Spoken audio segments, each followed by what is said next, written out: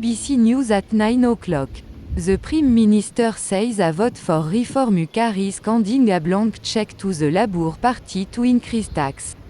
Rishi Sunak, who was responding to a poll by YouGov that suggests the Conservative are fucked.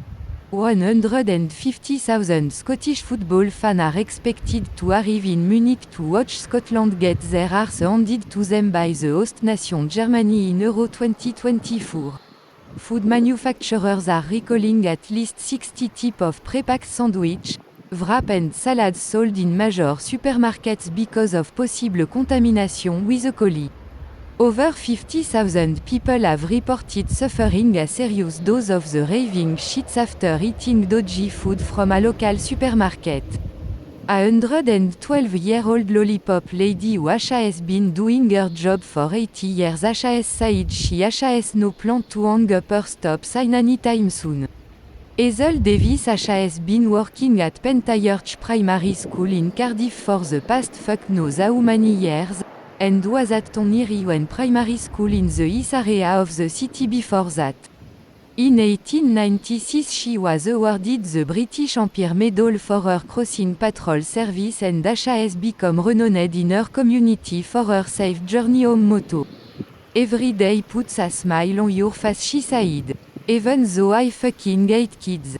I'm not wearing any panties. BBC News.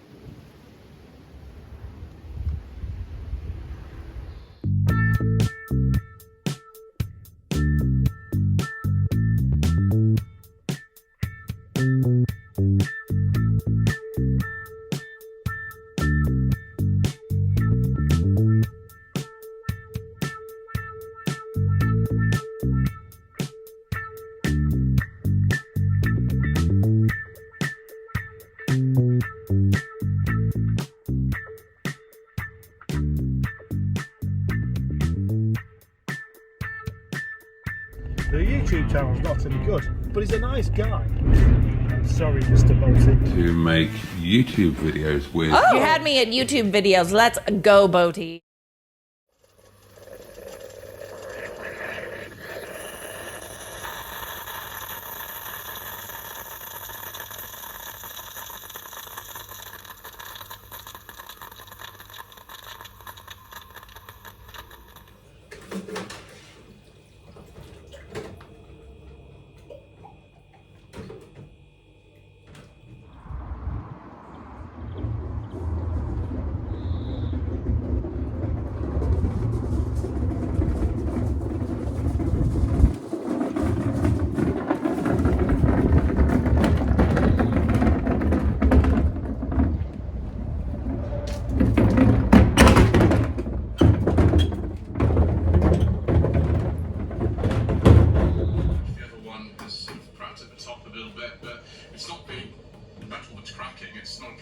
It's actually a metal one, so that's just a sort of trim that goes on the top.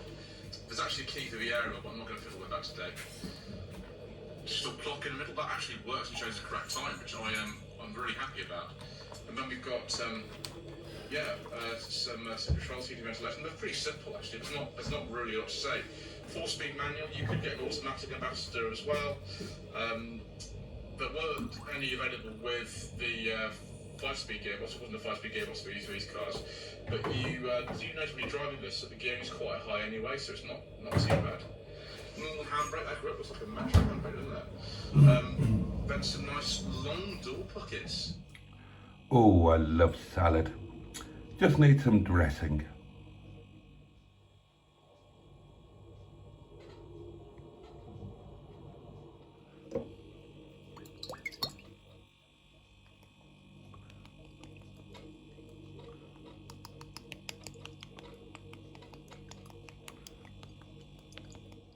Lashings of freshly ground black pepper.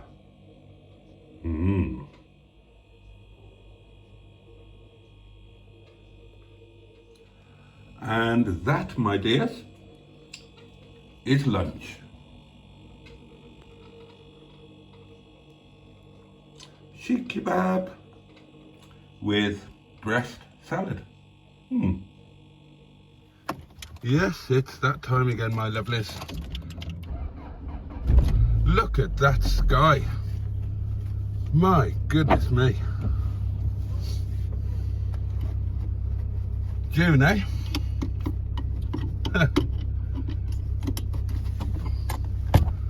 Looks a lummy. Oh, the CVT lurch. Blue skies behind. As dark as you like up ahead. Hello, you lot. Hello, 5 litre, not my car.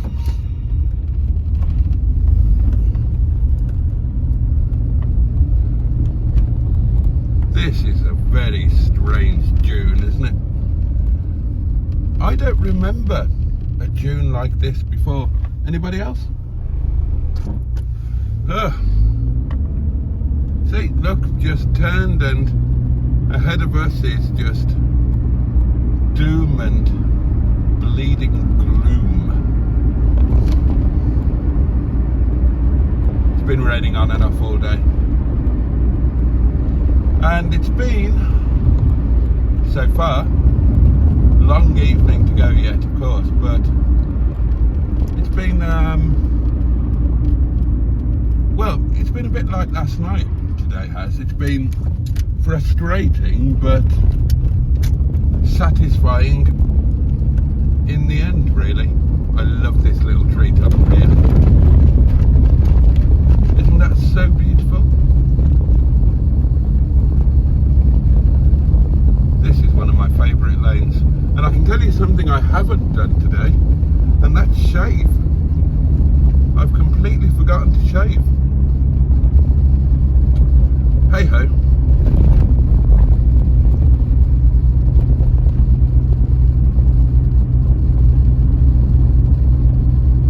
How lovely is this?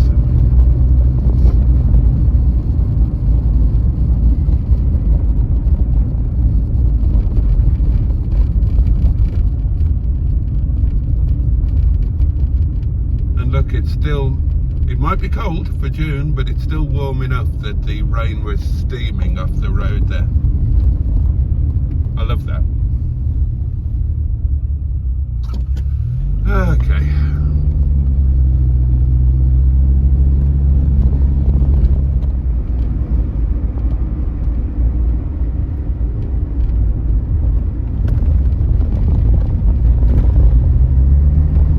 I know you've seen this a million times before, but so beautiful. How can I not film it? And maybe somebody new will be watching. Maybe somebody who's never seen a single one of my videos watches this and thinks, gosh, what a lovely drive. Thank you for sharing that with me. And of course they don't know that I've shared it every day for 164 years. My commute to work was on YouTube before the internet was even invented.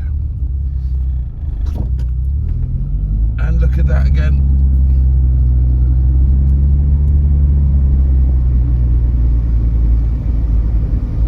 Black as coal behind me, beautiful ahead. Oh well, at least we're driving in the right weather direction, aren't we?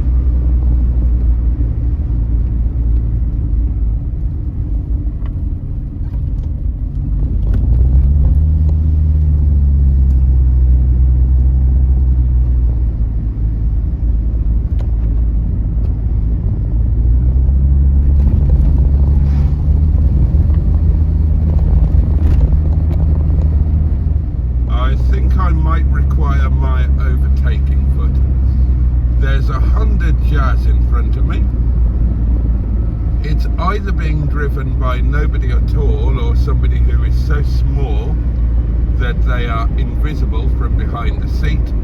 All you can see is the seat and the headrest, and they're not going terribly quickly.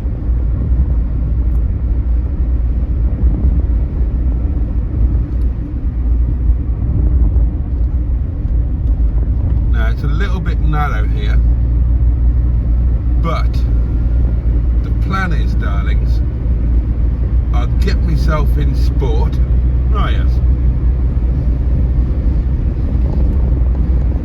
And if there's nothing coming the other way, when we go left at this T-junction, I will out-accelerate the little Honda.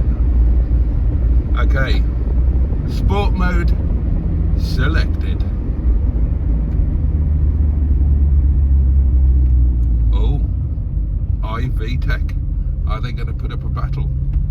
Oh, there is somebody driving it. I can see them now. Oh, hang on. They're going to overtake the bicycle though, aren't they? And I can't overtake them while they're overtaking the bicycle. Right, let's see how this plays out. Oh, there's stuff coming the other way anyway, so it's all a moot point.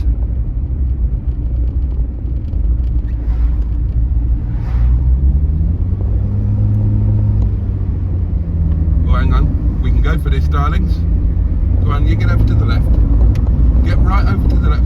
Oh, come on, I would like to overtake you, please. Could you drive on the left-hand side of the road?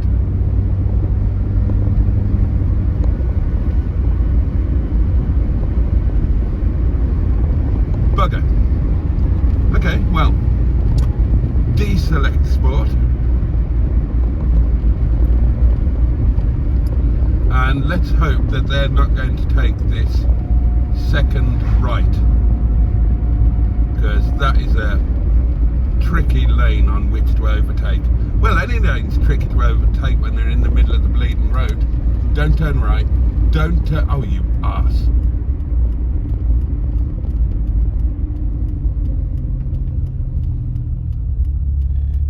Right, they don't know where they're going. Oh, it's a lovely Indian family, and it's a little bald Indian man driving, and they weren't sure where to go. And now they're doing 26 miles an hour.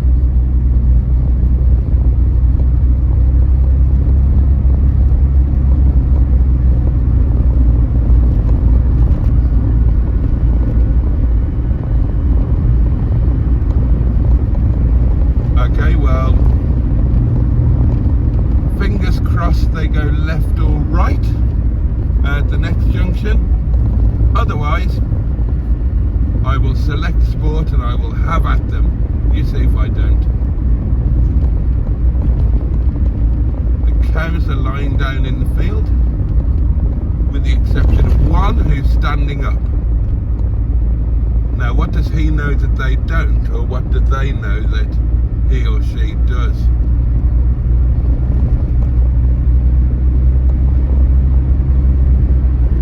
Das ist die Frage. That is the question. Right, turn left or turn right. I hate these rumble strips, and some of you hate them too. Go on, go left or go right, just don't go straight ahead.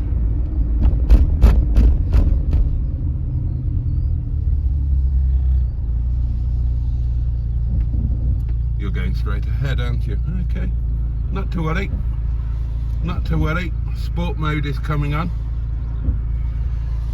Oh, is that a little rearward view camera thing just below the wiper blade?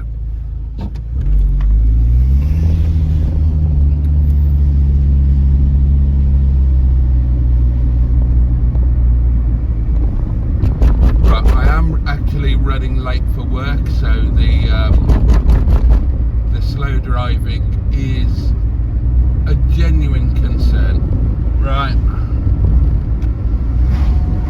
Sport mode has been selected.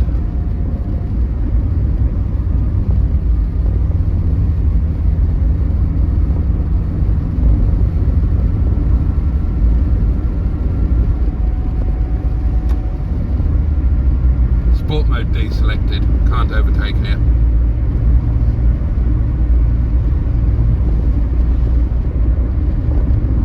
When we get round this corner and past the next junctions and over the brow, maybe a chance then.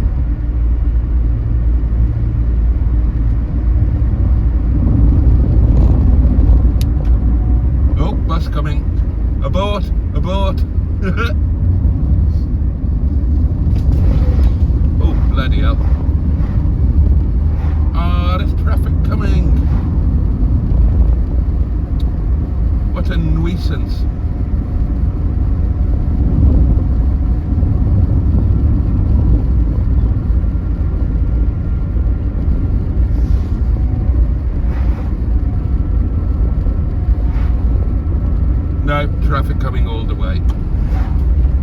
into waft. Oh, hang on. Right, there's a car coming. This guy's slowing down. Right, I might be able to have him here. Let's have a look. Let's have a look.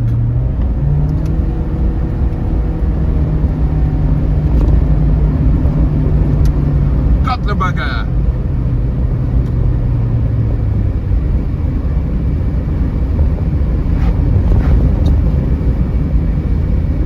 And it's a marvellous overtake from Boaty there.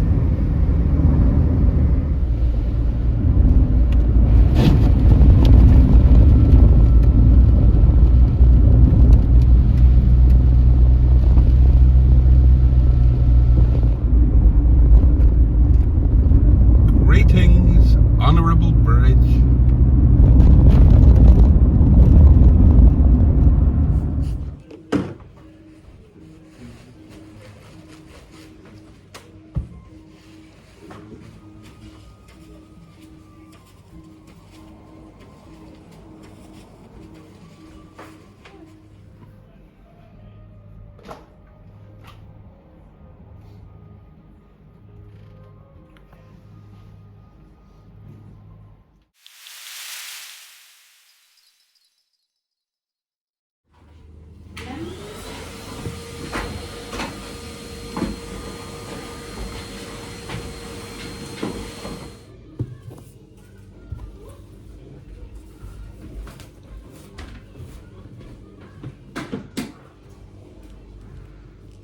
Have you got the picture? Yeah. We'll be cutting the video. Yeah, can I see? Mm. No, you can give me last.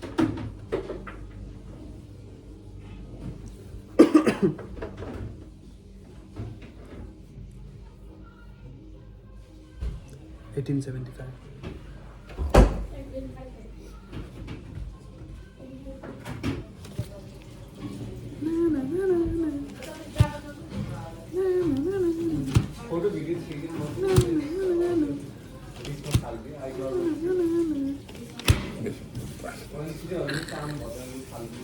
$76.25, yeah?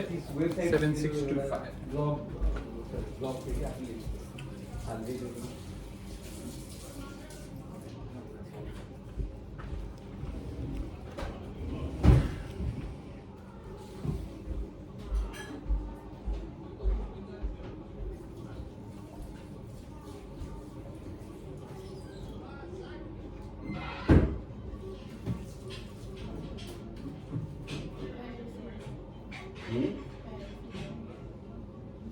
I need content. I haven't filmed much today, so. Okay, here we go.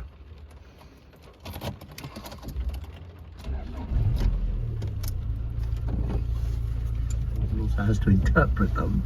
What did you make of it? Because we were always told, well, for the last 30 years we've been told, since that disastrously mispredicted result from 1992, that you can never isolate one poll and say that is on its own of significance. Yeah, that is absolutely right. So there should be caveats about overreading into one poll. YouGov, the pollster that provided the poll, are at the highest end of Reform vote share anyway, and have been for the last few weeks. They're sort of bullish compared to other pollsters on that. But I do think, so one thing that you can say is that the Reform vote share has gone up dramatically since 6 months ago. It's gone up significantly statistically significantly since the beginning of the campaign, and that's reflected across polls. And that I think you can pay attention to, as the case is the same that for the Rishi Sunak not being able to squeeze those voters that Alba was just talking about. And those things, I think, looking across all the polls, not just the polls, but the underlying metrics too. So people's views of the leaders, people's views of the parties, of their issues, all of that points to a very bad Conservative lead. And it's worth remembering that when I was first going to the street, he also was making 10 artists. Or maybe now art, you said before that you don't have to make art that makes people happy. Rob Brydon, Michael Johnson, and the food writer Sabrina Gale. I write recipes like I'm almost writing them for myself. Communicating with Ros Atkins on Radio 4 and BBC Sounds, starting next Friday at 2:45. I shall be listening with interest. Now on Radio 4, in the concluding part of this week's original fiction serial, the photographer finds from across the pond. It's our regular check-in with Americast, presented by Justin Webb and Sarah Smith. Not for the first time. We're not talking about political campaigning this week. We're talking about a big criminal trial, because this year's election seems to have us spending more time in courtrooms than it does out on the campaign trail. And this week is no exception, because there was a big moment. The first time the child of a sitting US president has been criminally convicted. Hunter Biden, son of Joe Biden, of course, found guilty on all 3 charges in a federal gun trial for lying about his drug addiction and illegally possessing a firearm. And he has the right to appeal, but to be frank about it, the evidence that was used seemed pretty compelling to the jury, and a lot of that evidence actually comes from his own writings, because he wrote an autobiography, and a lot of the stuff about his drug use is in that autobiography. So, look, he's a private citizen. Why would it matter? Well, he's a private citizen called Hunter Biden. The clue is in the second name. It has been, Hunter Biden's life, an ongoing issue for his father, who has had to cope throughout his life, and in particular in the last few years. And the point is that Donald Trump in particular does not let Joe Biden forget about his troubled son. Listen to this. It's from the presidential debate in 2020. And he didn't have a job until you became vice president. Once you became vice president, he made a fortune in Ukraine, in China, in Moscow, and various other places. True. He made a fortune. My son. And he didn't have a job. My son, like a lot of people we know at home, had a drug problem. He's overtaken it. He's fixed it. He's worked on it, and I'm proud of him. But why was he given tens of millions? All right, but he wasn't given tens of millions. That is totally. You've already been totally discredited. And it's all going to come again in the next debate. You can hear the strain, can't you, in Joe Biden's voice. More of that strain now. Welcome to Americast. Americast from BBC News. Let me start off with 2 words. Made in America. I'm not running for sainthood here. I'm running for president. I did everything right and they indicted me. I can chew and walk gum at the same time. There is no indication of aliens or extraterrestrial activity. We will fight the woke in education. We will fight the woke in the businesses. We will never, ever surrender to the woke mob. Nobody should have to go to jail for smoking weed, right? Aren't you guys tired of covering this?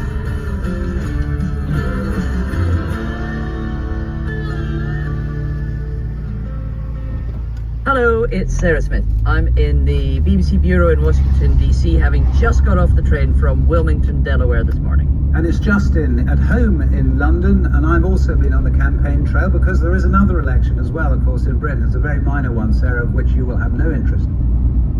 Now, before we get into both the personality and politics of Hunter Biden and what's happened this week, I have to tell you about something that happened when we were up there in Delaware. Monday night, I'd been in the courthouse listening to all the evidence, listening to the closing arguments, and then didn't have anything to do in the evening. So, feeling very, very virtuous, I booked myself a 90-minute yoga class, only to discover that all the rest of the BBC team went out to an Italian restaurant, and who did they end up sitting practically next to in the restaurant? Just Hunter Biden and all of his team sitting in the same place where they were eating, and I missed it all because I was doing exercise. Were they chatty?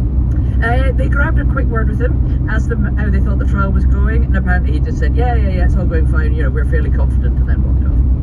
Yeah, okay. Well, judging by his book, he certainly has moments of being quite a garrulous guy. We're going to talk a bit more about the politics of all of this, as I was saying right at the beginning. We're going to be talking to Michael LaRosa, who is the former press secretary and chief spokesperson for Jill Biden, Dr. Jill, who is not only Joe Biden's wife, of course, but also a real power behind the scenes in the Biden White House, and someone who has been showing enormous support for Hunter Biden throughout all of this. We should probably give listeners just a very quick description of Hunter Biden and his life story in order to understand all of what we're going to be talking about here. He is the second son of Joe Biden, and people probably know that there was a family tragedy way back in Hunter's very, very early life when Joe Biden's first wife and his young daughter were killed in a car accident. Joe Biden's 2 sons, Hunter and Beau Biden, were in the car as well and were badly injured, and then brought up by Joe Biden. He then married again, Jill Biden, who's now the First Lady. They had a daughter, Ashley. Beau Biden tragically died in 2015 of brain cancer, leaving Hunter as the sole surviving son in the Biden family. And that, I think, explains some of the incredibly close bond he has with his father. He was a bright young man. He went to Yale Law School. He had a career as a lawyer and a lobbyist, and nothing particularly remarkable until his father became vice president, when his lobbying career picked up. We'll talk about some of that later. A year after his brother died, in 2016, he started using drugs, pretty quickly became a crack cocaine addict, and went hard at that, I think would be fair to say, for a good 2 or 3 years, much of which is chronicled in his memoir. I used my superpower, finding crack anytime, anywhere, less than a day after landing at LAX in the spring of 2018. I drove my rental to the Chateau Marmont in West Hollywood, where I checked into a bungalow, and by 4 a.m. I smoked every crumb of crack I'd brought. And it's the fallout from those years as a drug taker that's landed him in jail on these gun charges, and that's part of why he's going to be in court, where he's on trial for tax evasion. Yeah, and he's very interesting himself, Hunter Biden, on when people say to him, well, hang on a second, you're an incredibly privileged guy because you're Joe Biden's son, so in spite of the awful thing that happened in your early life and the fact of the addiction, you know, why can't you just pull yourself together? And it's a question he answered actually for the BBC when he talked to us when he wrote his book back in 2021. A dad can love his son maybe as much as my dad loved me, but I know no one's ever loved a son more than my dad has loved me, and still not be able to save them. It's the most awful part about this disease, is that we don't have the answer to why, and the addict can't answer that question. And it's just I know this. I was one of the lucky ones, but I know so many people who were loved just as much as I was that never made it out. So let's talk about the criminal case that's just finished.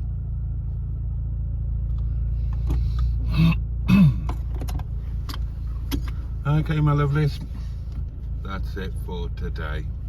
Thank you for your company, as always. Really wouldn't be the same without you. And have a safe and peaceful night. Have the best day that you possibly can tomorrow. And much love from me, and I'll see you next time. But you, and indeed, bosh.